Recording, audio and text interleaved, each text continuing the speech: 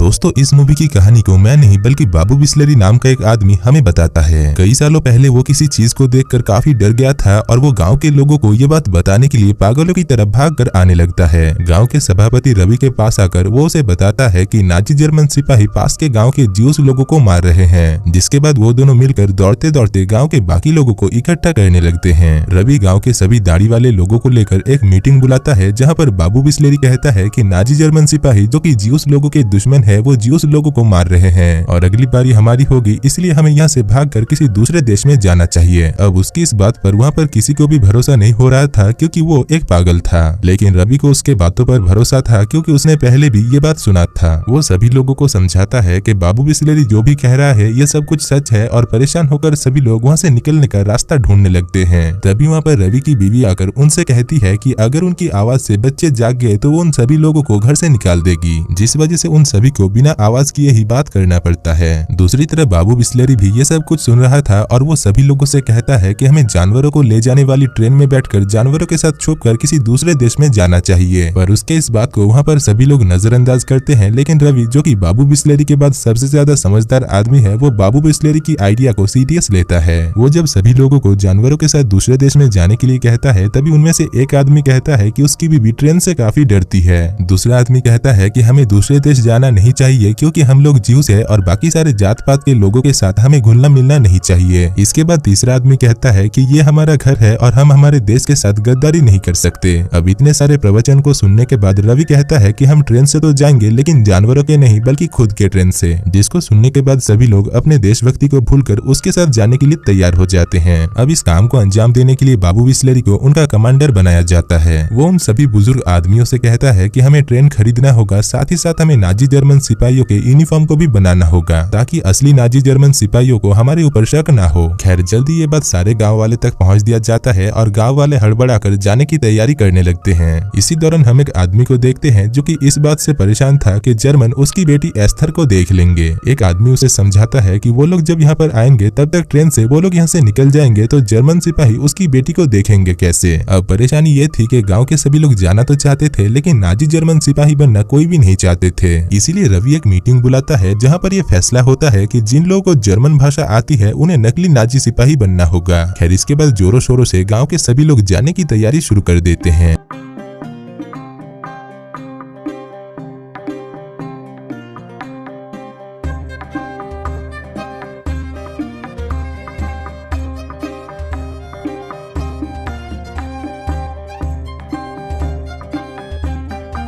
जहाँ पर औरतें सफर के लिए खाना बनाने लगती है और वहीं दूसरी तरफ सभी आदमी एक साथ होकर ट्रेन खरीदने के लिए पैसे इकट्ठे करने लगते हैं। इधर एस्थर को रवि का असिस्टेंट योसी प्यार करता था, लेकिन एस्थर उसे साफ इनकार कर देती है, क्योंकि वो किसी और से प्यार करती थी। इसके बाद कुछ ही दिनों में ट्रेन का एक हिस्सा खरीदने के लिए पैसे इकट्ठे हो जाते हैं, जिसके बाद रवि उसकी बीवी की कजन स्मेक को अपने गाँव के लोगों को जर्मन भाषा सिखाने के लिए बुलाता है। स्मेक का कहना था कि जर्मन भाषा ज्यूस भाषा से काफी मिलता जुलता है और ज्यूस में हम तारीफ करने के लिए जिन शब्दों का इस्तेमाल करते हैं, जर्मन भाषा में उन शब्दों को गाली देने के लिए इस्तेमाल किया जाता है। अब ये बात सुनकर वहाँ पर एक बुजुर्ग आदमी कहते हैं कि हो सकता है कि इसी वजह से जर्मन लोग हमें मारना चाहते हैं। इधर ट्रेन को तैयार करने के लिए पैसों की कमी हो रही थी, जिस वजह से गांव के मुखिया अंकेले काफी परेशान हो रहा था। लेकिन इतनी मेहनत करने के बाद जब वो लोग ट्रेन का एक हिस्सा खरीदते हैं, तभी उनके खुशी का कोई ठिकाना ही नहीं रहता। उसी दिन योसी को शहर में उसके कजन के पास नकली जर्मन आईडी लाने के लिए भेजा जाता है, पर जब वो वापस आता है तभी वो एक जर्मन बनकर आता है। वो गाँव के सभी लोगों को जर्मन विचारधारा समझाने की कोशिश करता है और ये बताने की कोशिश करता है कि हमें यहाँ से भागना नहीं चाहिए और हमें भी जर्मन बन जाना चाहिए। उधर ये सारी बातें रवि को अच्छा नहीं लग रहा था और वो उसे वहाँ से भगा देता है। अब रवि को ट्रेन को चलाने के लिए एक ड्राइवर की जरूरत था, इसलिए वो इत्सिक नाम के एक आदमी को ये काम देता है और उसे एक ट्रेन ड्राइवर लाने के लिए शहर भेजता है। साथ ही साथ वो उसे आते वक्त सिर्फ ट्रेन ड्राइवर के साथ ही आने के लिए कहता है, न कि कोई जर्मन विचारधारा के साथ। अगले दिन गाँव के लोगों को पता चलता है कि इत्सिक शहर से वापस आ चुका है, इसलिए गाँव के सभी लोग भागकर उसके पास जाते हैं। इत्सिक अपने साथ ट्रेन चलाने के लिए एक ड्राइवर को लेकर आया था, जिसने अभी तक कभी भी ट्रेन नहीं चलाया, लेकिन उसका बचपन से ही एक सपना है और वो है ट्रेन चलाने का। गांव के लोग जब इत्सिक को गालियां बकने लगते हैं, तभी इत्सिक कहता है कि इस आदमी के पास एक किताब है जिसमें ट्रेन चलाने का तरीका लिखा हुआ है और इसका बचपन से ही ट्रेन चलाने का एक सपना है। जिसको सुनने के बाद गाँव के सभी लोग उसे सर पर उठाकर खातिरदारी करना शुरू कर देते हैं। दूसरी तरफ गाँव के मुखिया अंकेले इस बात से परेशान था कि ड्राइवर तो आ गया पर ट्रेन तो अभी तक तैयारी नहीं हुई। उसी दिन गांव के सभी लोग अंकेले के पास जाकर उससे फिर से पैसे मांगने लगते हैं क्योंकि ट्रेन को खरीदने के लिए पैसों की कमी हो रही थी, जिसको सुनते ही उसका दिल धड़कना बंद कर देता है। लेकिन गांव के लोग अपने प्लान को अंजाम देने से पहले उसे मरने भी नहीं देते और उसे उन्हें पैसे देना पड़ता है। रात को वो ड्राइवर एक टूटी फूटी ट्रेन का इंजन खरीद कर लाता है, जिसको देखकर इत्सिक कहता है कि रात के अंधेरे में उन्हें वो ट्रेन खराब लग रही है। पर जब सुबह उन्होंने उस ट्रेन को वापस से देखा तभी अंकेले बेहोश हो गया। खैर इसके बाद ट्रेन की मरम्मत किया जाने लगता है। इसी बीच पास के गाँव के एक आदमी रवि के पास आकर उससे कहता है कि उसे पता चला है कि रवि गाँव के लोगों को लेकर यहाँ से दूसरे देश में भागने के फिराक में है। यहाँ पर रवि उसे कुछ भी नहीं बताता और उसके जाते ही वो उसी रात गाँव के सभी लोगों को लेकर वहाँ से दूसरे देश पैलेस्टाइन जाने का फैसला करता है, क्योंकि उसे इस बात का डर था कि पास के गांव के लोग अगर उनके प्लान के बारे में जान जाते हैं तो वो लोग यहाँ से बचकर बाहर नहीं जा सकते हैं। इसलिए गांव के सभी लोग उसी रात भेड़ बकरियों की तरह उस ट्रेन पर चढ़ जाते हैं, जबकि वो ट्रेन अभी तक तैयार भी नहीं हुआ था। मोर्दिकाई नाम का एक आदमी ने भी अपना यूनिफॉर्म पहन लिया था और उसे एक जर्मन कमांडर की तरह ही लग रहा था। अब सभी लोग ट्रेन पर चढ़ जाने के बाद ट्रेन को अपने मंजिल पर पहुंचाने के लिए स्टार्ट कर दिया जाता है, लेकिन उस ट्रेन के ड्राइवर ने किताब को उल्टा पकड़ा था, इसलिए ट्रेन उल्टी दिशा में जाने लगता है। पर सही वक्त रहते वो ड्राइवर किताब को सीधा कर लेता है और ट्रेन को भी संभाल लेता है, जिसके बाद सभी लोग पैलेस्टाइन के लिए निकल जाते हैं। ट्रेन में सभी लोग अपनी जिंदगी को नए से शुरुआत करने के लिए सपने देख रहे थे और वहीं दूसरी तरफ बाबू बिस्लेरी ट्रेन के ऊपर अपने आजादी का मजा लूट रहा था। इधर ट्रेन के अंदर सभी लोग रास्ते में नाजी जर्मन सिपाहियों को भी देख रहे थे, तभी रवि उन्हें ये सब कुछ करने से मना करता है। वो कहता है कि इससे उन्हें कोई शांति तो नहीं मिलेगी, बल्कि पैलेस्टाइन पहुंचने से पहले ही वो लोग हार्ट अटैक में मर जाएंगे। खैर जैसे जैसे सफर में वो लोग आगे बढ़ रहे थे उनकी मुसीबत भी बढ़ता जा रहा था। इसी दौरान ट्रेन के ड्राइवर को पता चलता है कि उनकी ट्रेन एक स्टेशन से होकर निकला है, जहाँ के ऑफिसर्स को ये पता चल गया है कि ये ट्रेन एक फर्जी ट्रेन है। इसीलिए नाजी जर्मन सिपाही उस ट्रेन को पकड़ने के लिए अपने सेनाओं के साथ निकल जाते हैं। दूसरी तरफ हम कुछ आतंकवादियों को देखते हैं जो कि पाकिस्तान से निकलकर उस ट्रेन को उड़ाने के लिए ट्रेन के पटरियों पर आ गया था। दरअसल वो लोग सोच रहे थे कि उस ट्रेन में नाजी जर्मन सिपाही है, इसीलिए वो लोग उन्हें मारना चाहते थे। इधर तब तक वो ड्राइवर ट्रेन को रोक चुका था और गाँव के लोग इस बात से परेशान थे कि नाजी जर्मन सिपाही उन्हें पकड़ लेंगे। दूसरी तरफ इसी मौके का फायदा उठाकर एस्थर अपने पिता से कहती है कि वो सामी नाम के एक लड़के से प्यार करती है, जिसको सुनकर उसके पिता भड़क जाते हैं क्योंकि सामी योसी की बातों पर आकर एक जर्मन बनता जा रहा था। खैर सभी लोग फैसला करते हैं कि वो लोग ट्रेन को घुमाकर दूसरे पटरी से होकर लेकर जाएंगे ताकि जर्मन सिपाहियों को उनके बारे में पता ना चल सके।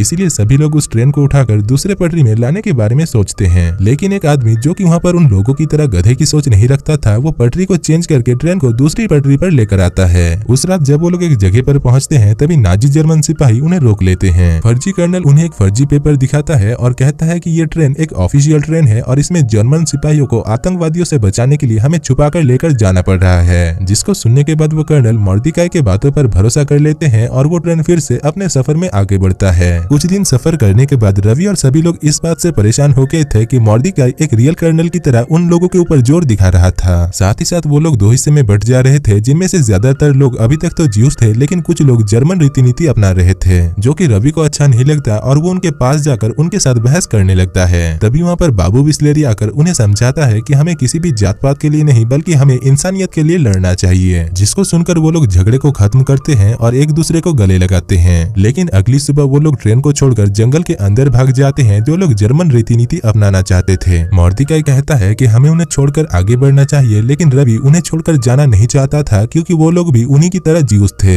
इसके बाद वो लोग कुत्ते को कपड़े सुखाकर उन सभी लोगों को वापस लेकर आते हैं, लेकिन एक आदमी जो कि उस गांव का टेलर था वो उसे पकड़कर नहीं ला पाते क्योंकि उसका चश्मा टूट गया था और वो असली नाजी सिपाहियों के पास पहुंच गया था। ये बात जब गांव के लोगों को पता चलता है तभी वो लोग उस आदमी को छुड़ाने का फैसला करते हैं, क्योंकि वो एक लौता आदमी था जो उनके कपड़े को सिलता था और उन्हें इस चीज का भी डर था कि पैलेस्टाइन में अगर कोई भी ज्यूस टेलर नहीं रहता है तो उन्हें नंगा रहना पड़ेगा। इसीलिए वो लोग उस टेलर को लाने के लिए एक प्लान बनाकर नाजी जर्मन सिपाहियों के ऑफिस चले जाते हैं और हेड कमांडर से कहते हैं कि वो आदमी उनका कैदी है और वो उनके पास से भाग गया था। अब वो लोग उस टेलर को लेकर वहाँ से चले जाते हैं और मोर्दिकाई इस सिचुएशन का फायदा उठाकर उनके ट्रेन में सारा खाना भरवा लेता है। अगले ही दिन वो लोग अपने सफर के लिए निकल पड़ते हैं, जहाँ पर ट्रेन में सभी लोग काफी खुश थे। दूसरी तरफ जर्मन सिपाहियों के कमांडर को ये बात पता चल जाता है कि कल जो आदमी उनके पास से उस कैदी को लेकर गया था वो एक फर्जी कमांडर है और वो एक ज्यूस आदमी है, जिस वजह से वो लोग उन्हें पकड़ने के लिए निकल जाते हैं और कुछ ही देर बाद वो लोग ट्रेन को रोककर सभी लोगों को अपने हिरासत में ले लेते हैं। दूसरी तरफ मोर्दिकाई समझ चुका था कि वो लोग पकड़े गए हैं, लेकिन तभी वहाँ पर एक आदमी छलांग लगाते हुए आता है जो कि बाबू बिस्लेरी का भाई बाटली वाला था। वो कहता है कि ये सभी लोग कोई नाजी जर्मन सिपाही नहीं बल्कि जिप्सी लोग हैं और उन लोगों का भी यहाँ से भागने का ये एक प्लान था।